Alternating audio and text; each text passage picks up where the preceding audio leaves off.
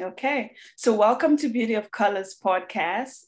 Our guest speaker is Birdie Lynn, a proud mother of one son who is attending college for industrial engineering.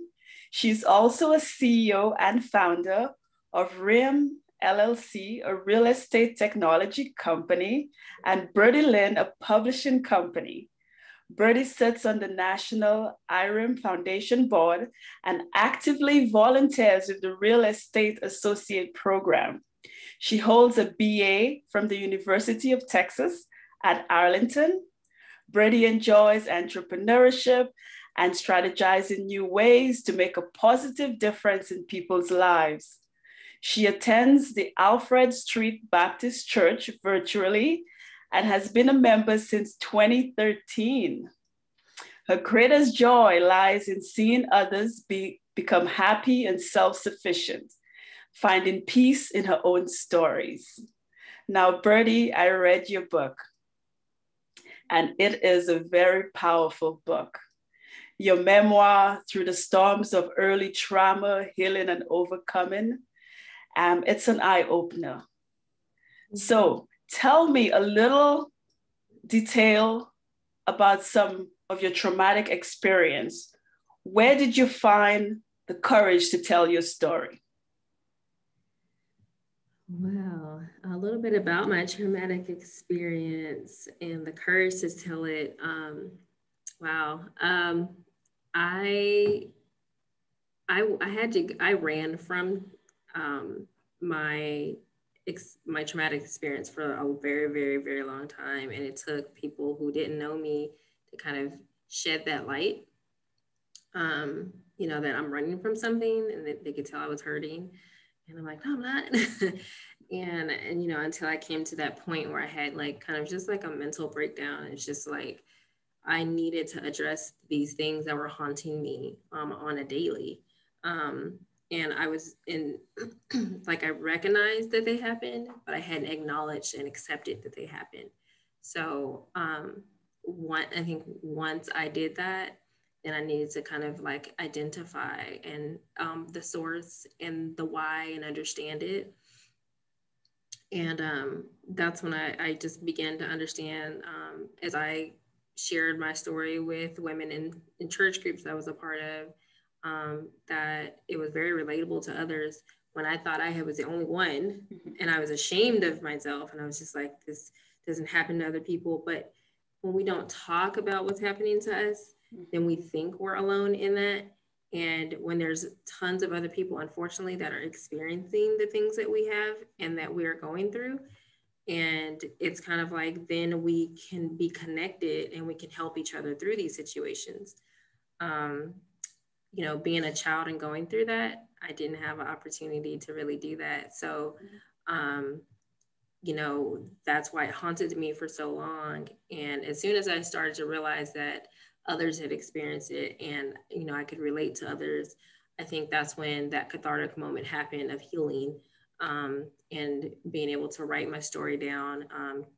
Tracy Hayes, who, edited the book, like I shared my story and she kind of edited it in a powerful way. She was also a counselor in the Navy. And so she was able to kind of dissect those things and really pull out the parts that I was kind of giving her the surface level story that I had given everyone else. And she really pulled that out of me and did an excellent job doing so. Okay, excellent. So you've been through a lot, Birdie. In your book, you said, I was a young girl with no soul, angry and mad at the low cards life had dealt me. How did you move past that? Outlets. So I know a number of things that I would do as, things were happening when I was younger. Now I have a word for it. Like I was compartmentalizing, right? But then I was just, okay, how can I get myself through this situation so that I'm not hurt, so that I feel normal? And really there was no sense of normalcy then. Like, I would, in order to feel normal, I would throw myself into, gaming, like, playing Super Mario Brothers or Yeah. Zelda. Mhm. And I would get lost in that world, right? I gotta save the queen, all right? And then I would go outside, I would race the kids, we'd have, race against each other. I'd be outside making mud pies and playing with, whatever I could nature wise. And then I got lost in my Barbie dolls. I mean, Barbie, the Mattel industry is a huge industry, and it is for a reason. I think as a little girl, everything that was happening to me, I could rewrite that story playing my Barbie doll. I was like, okay, someone may have treated me this way, but I'm like, okay, now we're gonna do this, and and I could kind of, live out a normal life vicariously through my Barbie doll who's not alive in my head. Okay. But yeah, I use outlets to get through that. I just, if I didn't have those outlets, I don't know where I would be. So you started working through your trauma while you were in adulthood. What advice would you give to others who are starting to work through their past trauma or through their traumas? So a process that I used, and I'm gonna say it was hard for me. So I'm just sharing my process.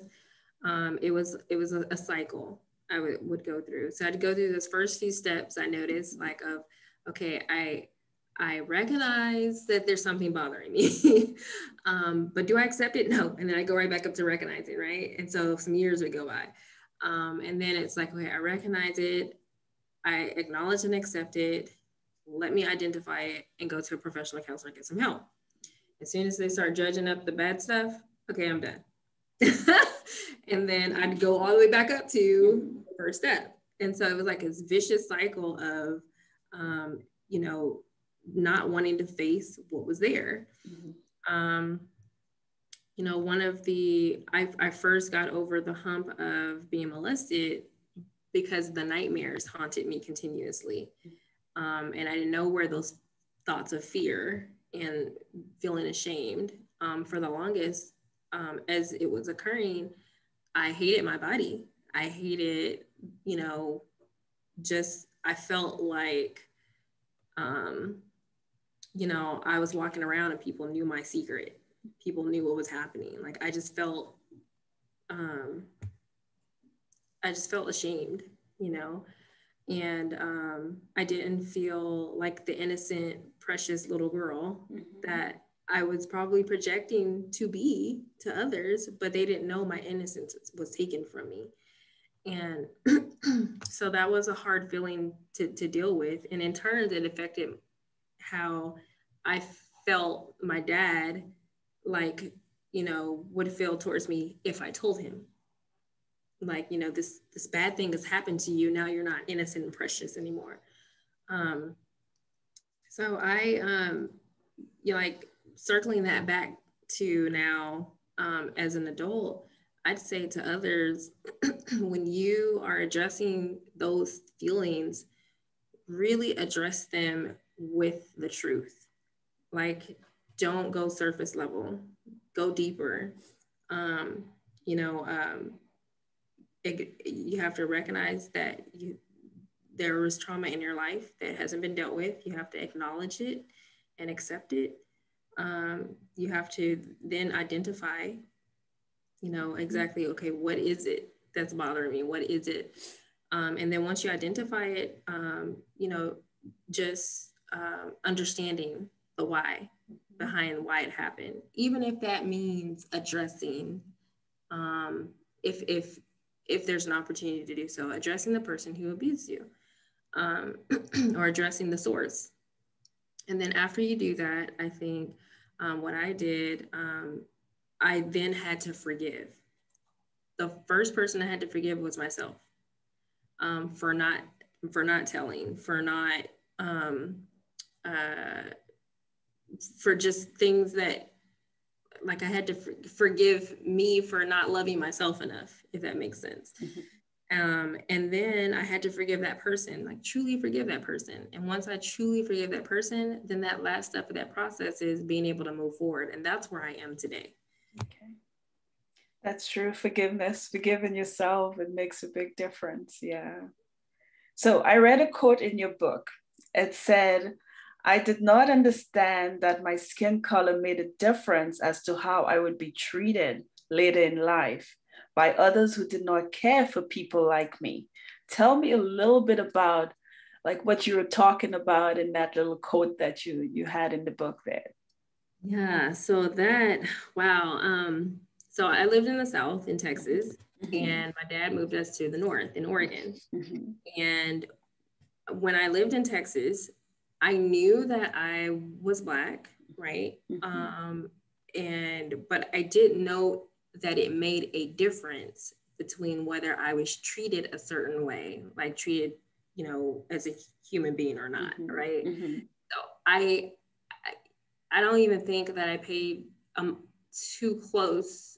Like I didn't pay enough attention to the history class, I guess. I was just like, whatever, it's history. We got to pass this test, so I got to know this, right? I didn't understand the depth. And so when I saw white people, Black people, Asians, like, and I associated myself with them as humans. Like we're all the same. Like we just have different colors. When I got to Oregon, that's when I realized that I was being called the N-word. I was, you're Black, ill, get away from me type thing. It was the treatment that because I'm Black, I didn't get served yet at a restaurant, or they put hair on my food, or they threw rocks, or they just burning crosses in people's yards. They were trying to help me. Like, it's like, really? So I didn't understand. It was like, then it was like, I'm Black. Oh, I'm Black. Like, okay, let me read up about this. Like, why? So yeah, it was truly a culture shock. Just being a teenage girl and, you know, dealing with bullying and molestation, and then now having to go into dealing with, okay, because you're a Black girl, I have to now figure out what that means in my life, and had to use outlets to get past that. And what I really had to do at the end of the day was face it. Okay. So can you explain generational trauma? What has that taught you about your own experiences? For sure.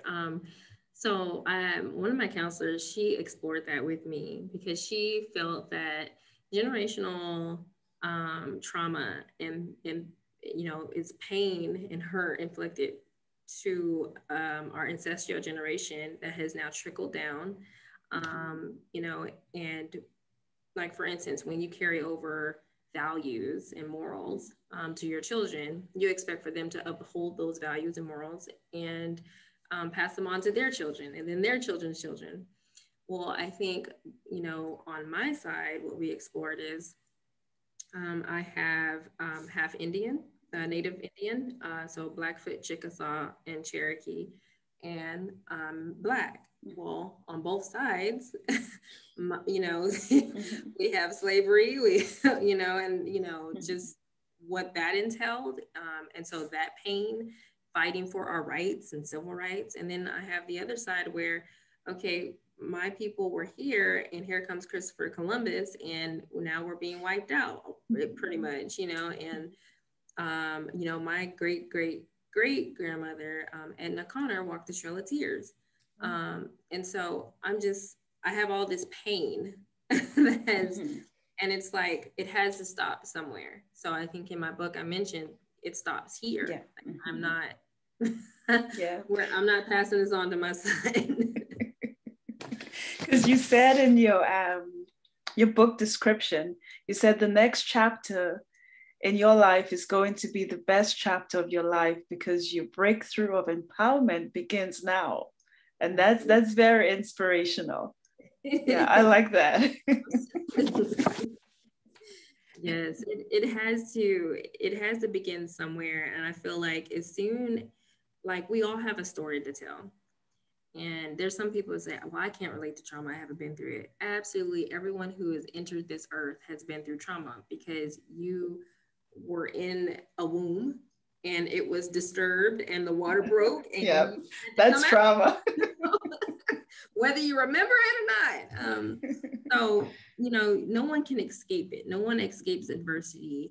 And whether it's as extreme as mine, or not, I just feel like if we talk about it, if we share our stories, then we won't be alone.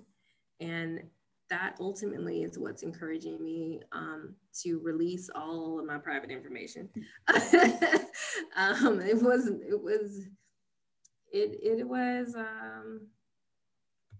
It was a big decision, but honestly, once I decided to do it, then I was all in, and I just had a weight lifted and a burden lifted. And a lot of people have reached out that they're inspired, they feel empowered to share their story.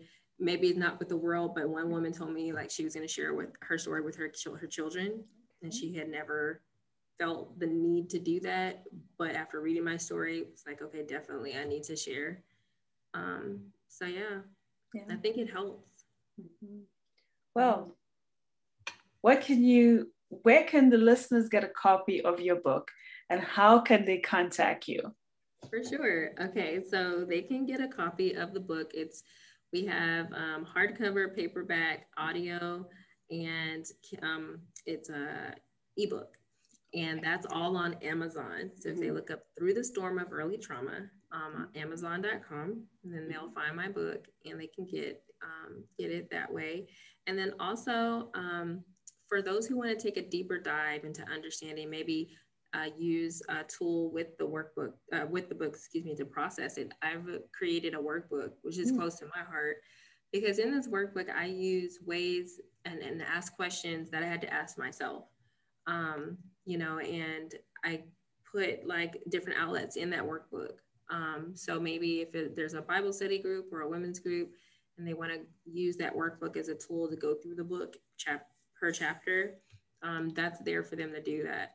I know it's weird to have a workbook come out with a memoir, but that was my heart, because I really want, like, my heart is for someone to hear my story and share it. But if they're not ready to share it and they want to process it first, well, here's a tool to help you process that. So you can go to brdylynn.com. That's BYRDYLYNN.com, and you can purchase the workbook. I put a journal on there for those who want a journal, and then I just have some promotional swag, which is just basically like there's a logo with the face, it's a little butterfly. Cute. It's just all connected. She's empowerment. She's you. She's me. Like bold, beautiful, and we're us. Like we're delicate but powerful. True. I like that, Birdie. Is there anything else that you'd like to tell the listeners? What I'm going to do is that I'm going to put your link when I do put it on. I'm going to put your description and the link to Amazon, so people can go there directly to get your book and to contact you. Is there anything else that you would like to tell the listeners? Be bold, be beautiful, and be you always. You'll always power through and level up. You'll have that strength to do it. Okay, nice. I like that. Well, thank you, Birdie, for being on Beauty of Colors podcast. I really appreciate it. Thank you. Thank you for having me. You're welcome.